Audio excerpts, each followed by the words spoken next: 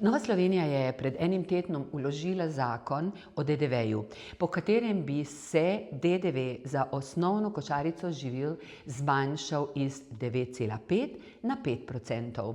Po enem tednu smo zračunali, koliko bi ena štiričlanska družina prihranila zgolj pri enem povprečnem obroku na dan oziroma na teden.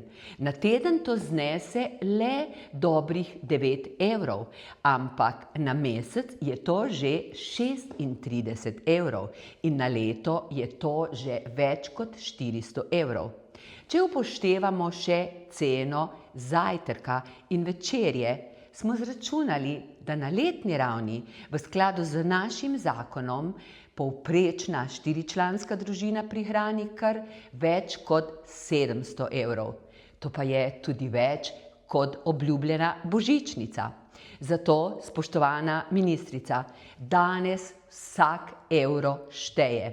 Hrana je naša osnovna potreba, zato nikakor ne more biti luksuz. Ministrica, ukrepajte.